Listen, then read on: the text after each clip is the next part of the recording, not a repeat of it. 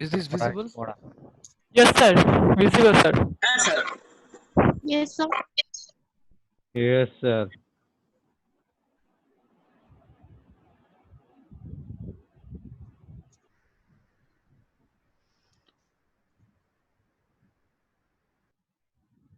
Okay, welcome all of you to the first session of today's lecture.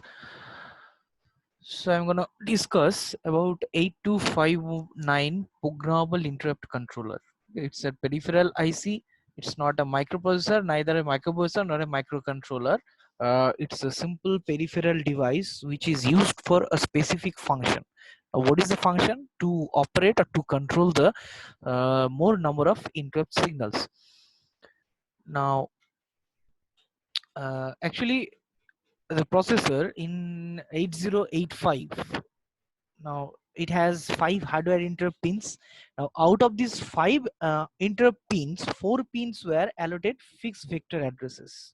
Okay, but the pin INTR, that was not allotted any vector addresses. Rather, an external device was supposed to hand over the type of the interrupt, that is from type to type 0 to type 7. Okay, and what are these type 0 to type 7? That is from RST 0 to RST 7, and it is given to the processor. Then the required number of interrupt operations can be implemented. Okay, and then microprocessor, then it gets this type and devices the interrupt vector addresses from that. Now consider application. For example, what happened where a number of IO devices connected with a microprocessor or a CPU desire to transfer data using interrupt driven data transfer technique. Okay, now in this type of technique, more number of interrupt pins are required than available in a typical microprocessor. Moreover, in these multiple interrupt systems, the processor will have to take care of the priorities for the interrupts and simultaneously occurring at the interrupt request pins. Okay, now to overcome, wait a minute. Now to overcome uh, all these type of problem, we require this programmable interrupt controller. Programmable interrupt controller. Now this programmable interrupt controller are used to handle a number of interrupts at a time, more number of interrupts. So it basically takes care of a number of simultaneously appearing interrupt requests along with their types and the priorities. Now it basically the programmable interrupt controller, it's one type of such a device which is used to process the interrupt signals. Okay, more number of interrupt signals then microprocessor has its own hardware pins. Like only five hardware pins are available, so more number of more than 5 interrupt signals can be processed using 8259 programmable interrupt controller. Okay,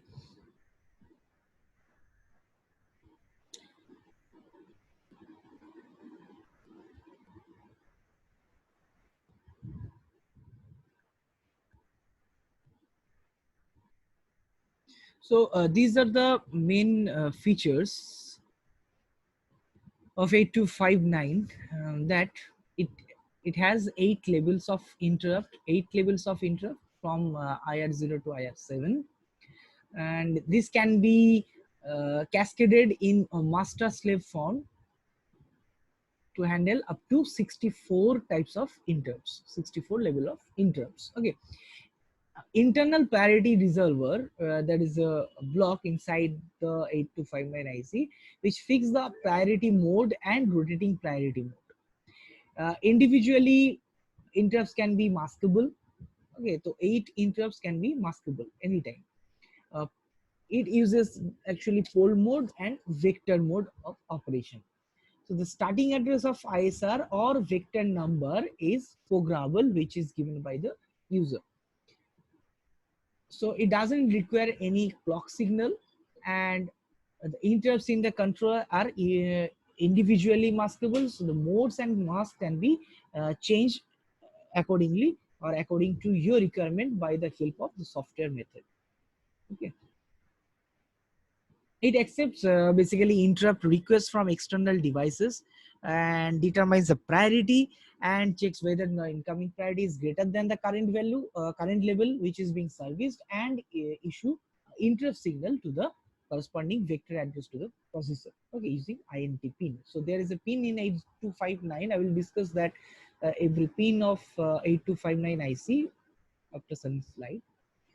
So another features are it provides 3-byte call instruction, and in 8086 base system it provides 8-bit vector number, vector address. Okay, so 8-bit vector number, actually it's not the actual vector address, it is the type of that interrupt. Okay, like in 8086 what happened, type 0 is available, means 00, 01, 02, 03, and all the way up to A5. There are 256 types of interrupts. It is 8-bit number, that 00, 01, 02. So this can be provided by the microburst. Now it can be operated in, I have already told that this hold mode or vector mode can be used, and the starting addresses of ISR or the vector number is programmable, so no clock is required for this. Now it has the read and write logic through which the 8259 can be interfaced with the processor, and the data bus, which is D0 to D7, are connected to the data lines of the processor. Okay, and 8259 chip will be selected using that line. Now address line A0, it has very important function. Address line A0, that is to be connected with the address lines of microprocessor, any microprocessor like 85 or 86, whatever. And if A0 is low, means if A0 line is 0, then the controller selects writing a command word or reading a status word. And if A0 equals to 1, then the controller selects another register for writing the initialization words. Okay. So there are two techniques. Two technique means you can operate the control register or the data register or the status register. Now you have already familiar with control word in 8255 PPI 8255. There has been two control words. One is the IO mode control word and one is BSR mode control word. Okay, so for every these type of peripheral devices like 8255 or 8259 or 8237 or 8251, any devices, it needs certain control words, along with another registers are available like data word register and the status register to read the status of operation, current operation. So here is the internal block diagram of 8259 IC.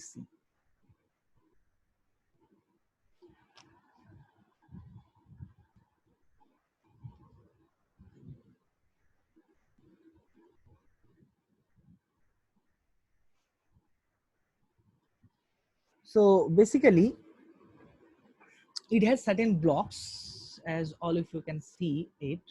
It has data bus buffer block, it has read write control logic block, cascade buffer comparator block. It has the control logic through which the external operation can be performed, external signal can be given, or the acknowledgement can be received. It has three main blocks, which is called the interrupt request register, priority resolver, in-service register, and interrupt mask registers. Okay, and these inside this IC there is a channel. These are called the internal buses through which every blocks has been connected. Now I will discuss one by one these blocks. So listen carefully, and if you have any queries, you can ask me after ending of this discussion. Okay. So interrupt request register, here is the first block, which is very important because the every like the interrupts at IRQ line input lines are handled by interrupt request register internally. Now IRR actually stores all the interrupt request in it in order to serve them one by one on the priority basis. Okay, so IR0, IR1, IR2, and IR7 up to IR7. So 8 interrupt lines has been connected through this IRR, through which the external interrupt signal can be coming, and according to the priority, because IR0 has the highest priority, then IR1, then 2, 3, in this way IR7. So basically it stores the interrupt request and it processes the signal according to that priority. Then priority resolver is there, because now before discussing this priority resolver, what is, I need to discuss this ISR, in service register. Basically this stores all the interrupt requests those are being served, that is ISR keeps a track of the requests being serviced. Okay, so which request is being serviced, that is to be kept inside this register. Okay, the status. Okay, so basically these IRR and ISR, it's a 8-bit register. Suppose it's a 8-bit register, D0, D1, D2, D3, 8 bits are available. Now the first bit, which is represents the IR0 line, second bit represents the IR1 line.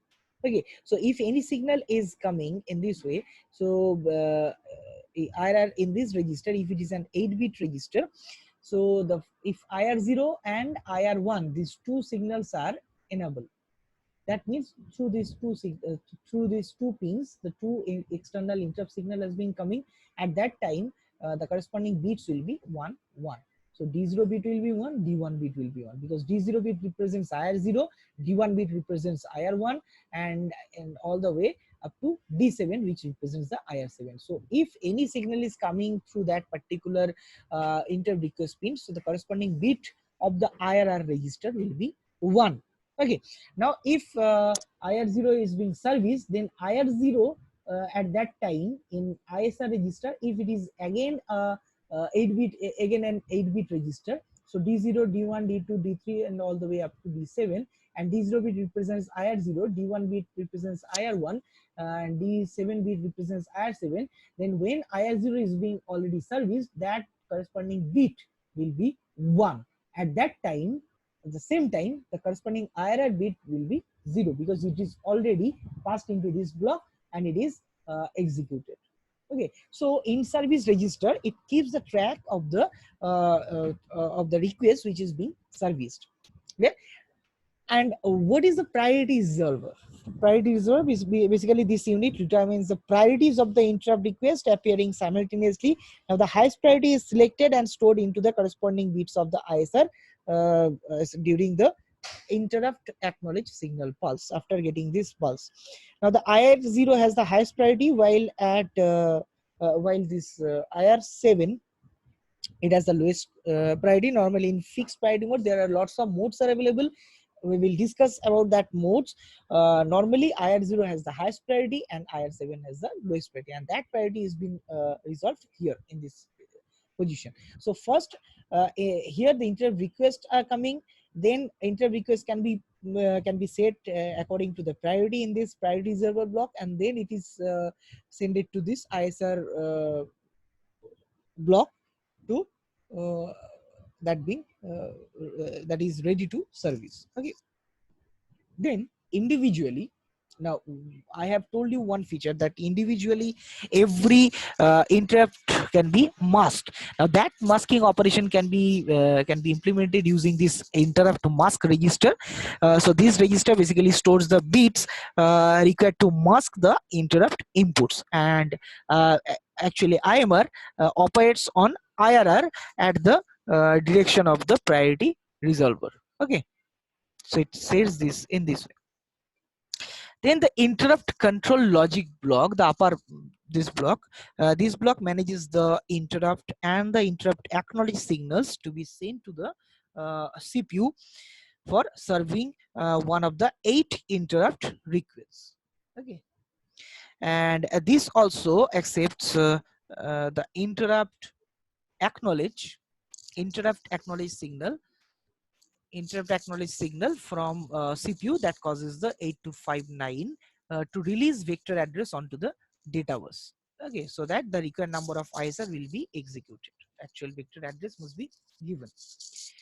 Then on the left hand side, it has the data bus buffer, through which it's a tri-state bidirectional buffer, which is used to connect the data buses to the microprocessor data bus. Read write logic, this circuit actually accepts and decodes the commands from the CPU. Now this block is also used to allow the status of the 8259 to be transferred onto the data bus. Okay, so this is CS bar signal, chip select signal. A0 line is effective for this to enable this IC according to your requirement, and there has been read and write operation to be performed using these two pins. Another block is the cascade buffer and comparator block. Actually, this block stores and compares the IDs of all the 8259 used in the system. Different IDs are available for slave connection. Means this 8259 can be used in cascade mode. Cascade mode means 18259 is connected to the one microprocessor. Then using this IR0, IR1, IR7 line, using this IR line, you can connect another 8259 IC. So using this IR1, you can connect another 8259 IC. So in this way, 8 corresponding 8259 ICs can be connected. So for every 8259 IC, it has 8 interrupt lines. So maximum 64 types of IR signal that can be connected if it is in cascade mode. Okay, so to identify which 8259 is requesting for a service, it has certain ID. Means if using this IR0 line 18259 is connected, then that 8259 is called slave 0. Another 8259 is to be connected through this IR1, that is called slave 1. And in this way, the last 8259 IC through that is to be connected through this IR7 with this master 8259 IC, that is called slave 7. So this 0 to 7, these are the IDs of 8259 cascade connections for slave identifying purpose. Okay, now the 3 pins, this cascade 0, cascade 1, and cascade 2, CS0, CS1, and CS2. Basically, these are the outputs when the 8259 is used as a master. Okay, and the same pin acts as an input when the 8259 is in slave mode. Okay, so if it selects 000, then slave 0 must be enabled. If these are 001, then slave 1 must be enabled. And so in this way, if 111 is there, that means slave 7 will be enabled.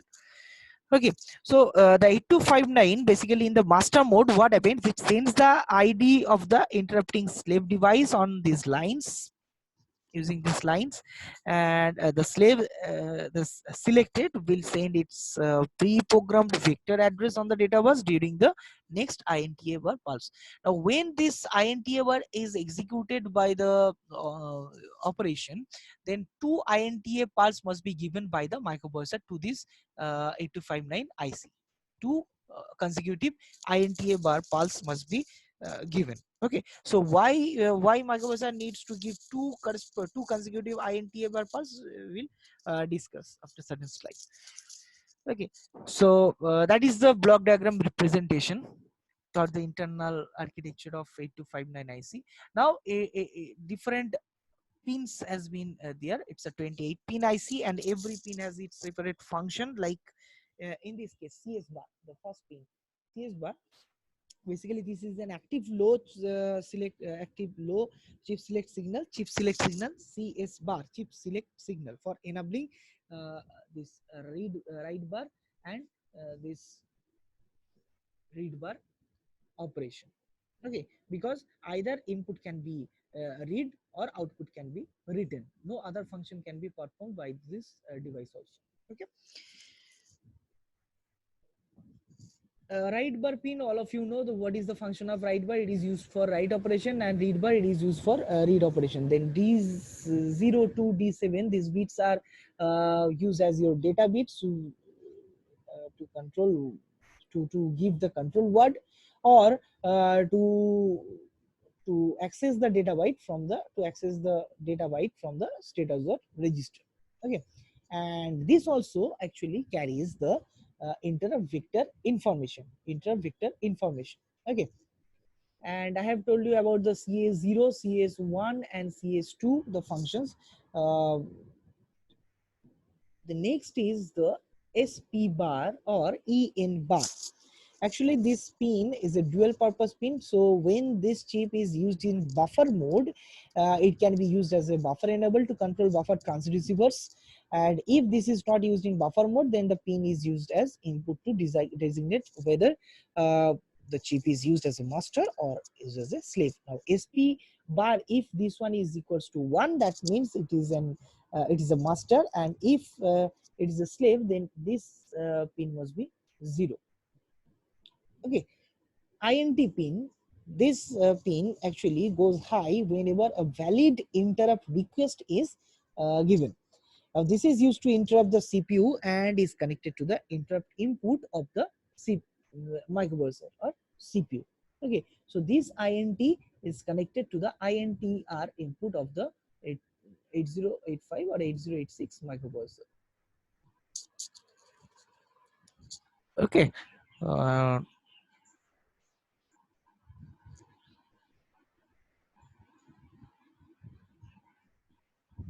Okay, am I audible to everyone clearly?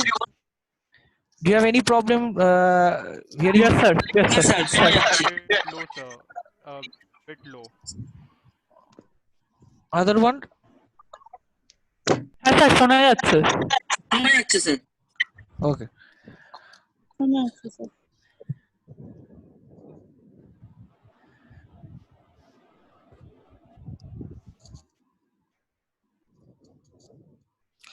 Okay, then IR0 and IR1, IR2 up to IR7, these are interrupt request pins, and these pins acts as an input to accept interrupt request to the microprocessor.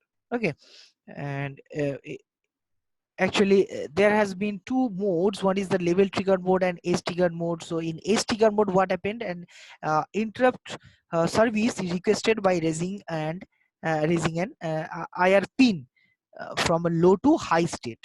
Okay, and if the IR pin signal is going from low to high transition, it is called the edge triggered interrupt. Okay, and it is held high until it is acknowledged, and just by latching it to high level, it used in the level triggered mode. Okay,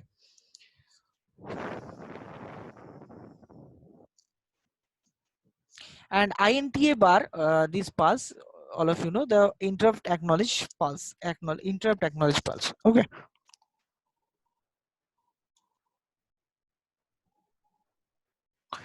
so these are the pin descriptions of 8259 IC. The next is the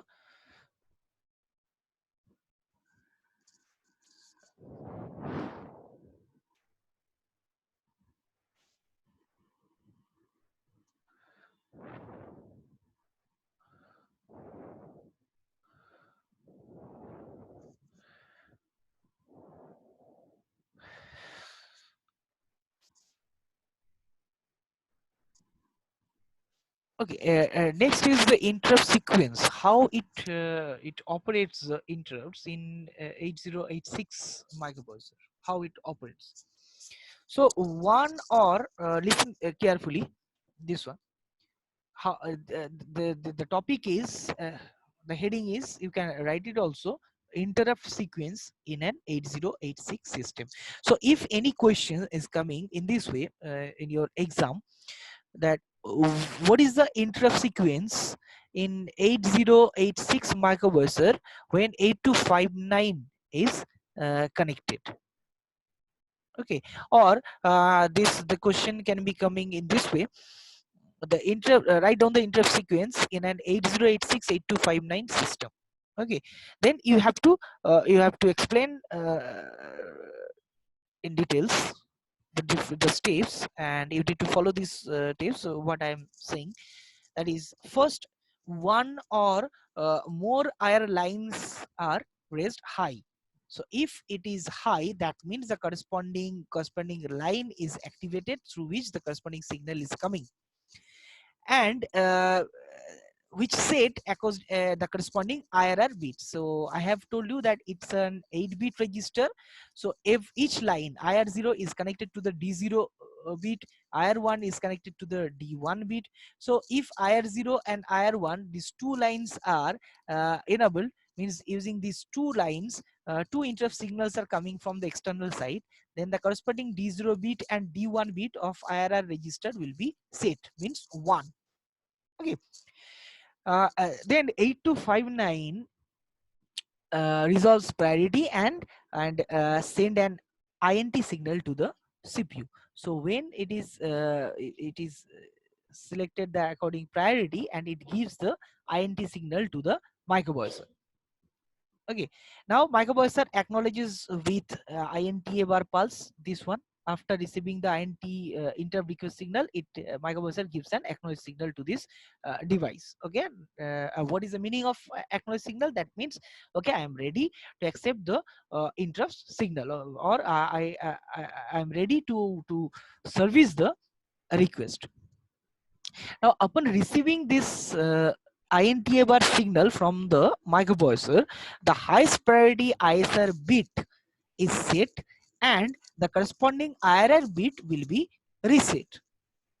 Okay, and at that time 8259 does not drive data bus during this time. It is not using the data bus. Okay, then the 8086 will initiate a second INTA bar pulse. The first time when it is getting by the microprocessor, the first INTA bar pulse, it sets the ISR bit, and the corresponding IRR bit will be, was reset. Now upon receiving the second INTA bar pulse, what happened? It releases this 8259 actually releases an 8-bit pointer onto the data bus, from where it is ready to read by the processor. Okay, so the corresponding vector or the type of that interrupt is processed by this internal data bus through the external. Okay, so that microprocessor can identify, okay, this interrupt is being is to be serviced, and it goes to the corresponding ISR subroutine. Okay, interrupt service routine. Then actually this completes this procedure up to until this completes the interrupt cycle. Now the ISR bit is reset when it is already serviced. When any the interrupt signal is serviced, the corresponding ISR bit will be reset at the end of the second INTA bar pulse. Now the ISR bit is okay. Now it will be reset at the end of the second INTA bar pulse if automatic end of interrupt AEOI signal is there. So if automatic end of interrupt mode is programmed, so there has been different modes. I will explain. There is a mode called automatic end of interrupt. Okay, if this mode has been selected, then the corresponding ISR bit will be reset after getting the second INTA bar pulse. Okay.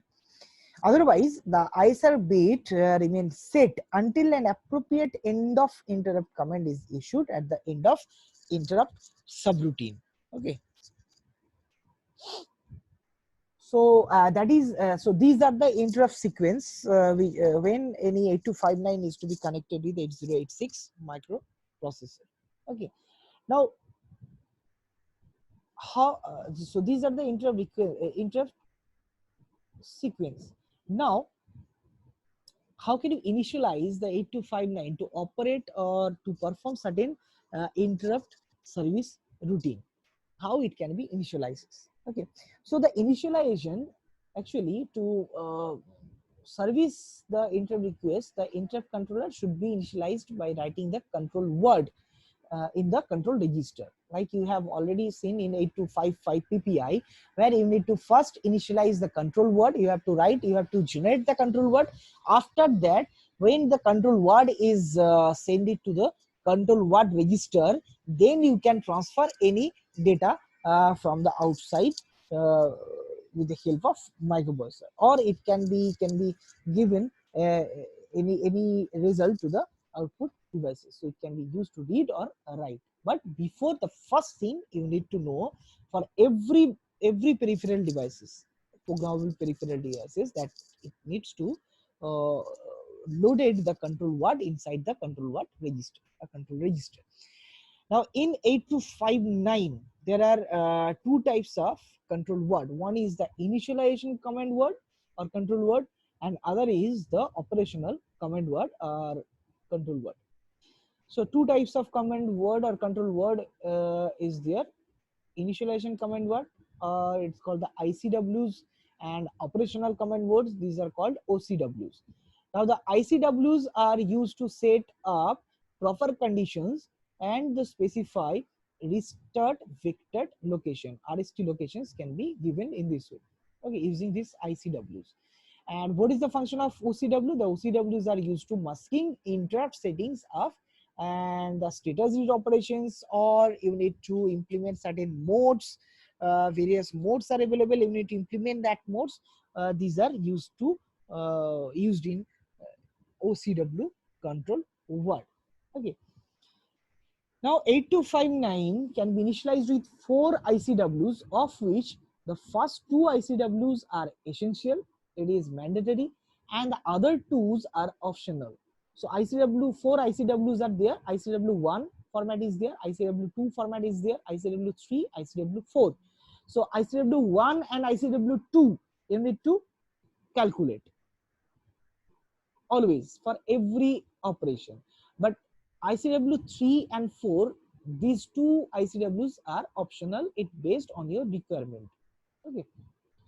Now these words must be issued in a given sequence. So always you need to implement first ICW1, then ICW2, then if there is any ICW3 or any ICW4. You can't write, or you can't initialize these command words in this format, like not in random order. You can't operate ICW1, then ICW3, then ICW2, then ICW4, or whatever. ICW3 is first, then ICW2. No, you can't do this. Always you have to start with ICW1, and it goes from in this order: ICW1, then ICW2, then ICW3, and ICW4. If you have 4 ICWs, and if you don't have 4 ICWs, only 2s are mandatory, that is only ICW1 and 2s are available, then you can write it from the ICW1 first, then ICW2. Okay. Now once initialized, the interrupt controller can be set up to operate in various modes using 3 different operational command words. I have already told you this one. And operation command words can be written into 8259 at any time to perform the specific function. So it is given to you, to the end user, so that you can change your in your mode, you can change your commands at any time. So you have the flexibility to operate it. Now there's been one initialization sequence. How can you operate, or how can you write the command words in which order? So here basically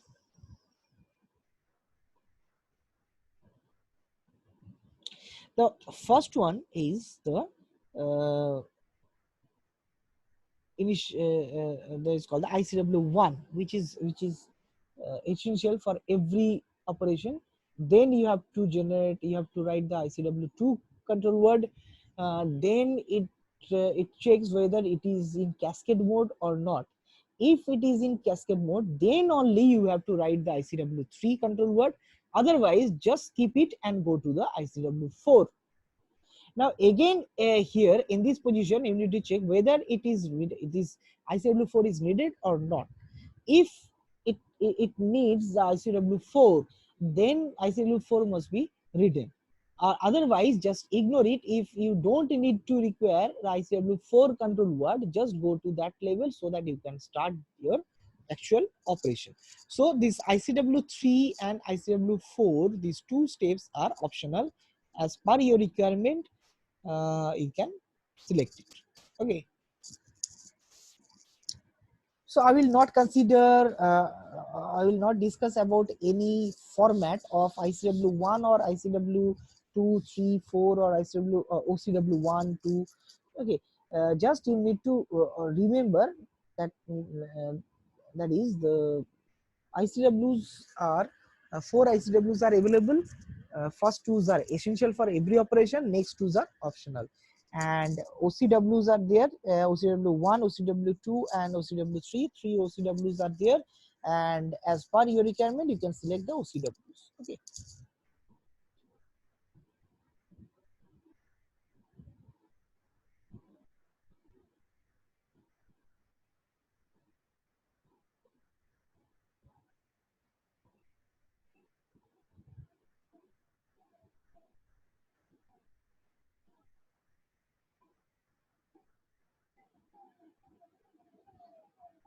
So this is the operation of 8259. That is the sequence of operation which I have already discussed. You can check it here also. And after that, the different operating modes are available. Okay. Before discussing this one, do you have any queries, any doubts? Clear up to this much? Do you have any queries? You can ask me now.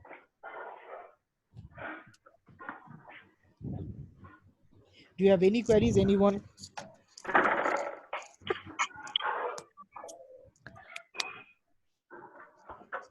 Any question? Up to this much, it's clear. Is it clear? Is this clear? Yes, to sir. everyone? Yes, sir. Clear. Yes, sir. Yes, sir. Yes, sir. Okay.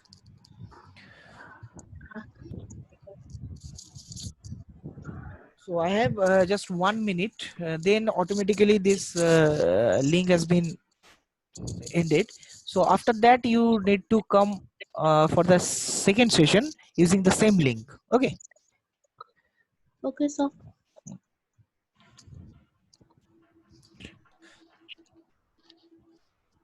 Okay. So there are. So next, I will discuss the operating modes. Those are very important in 8259 programmable interrupt controller. There are several operating modes are available. The first, these are fully nested mode, the first mode. Second is the automatic rotation mode, then specific rotation mode, then you have the end of interrupt mode, non-specific UI command mode under this category, and specific UI command mode is also available, and the automatic end of interrupt mode is available. So these are the modes which we I need to discuss.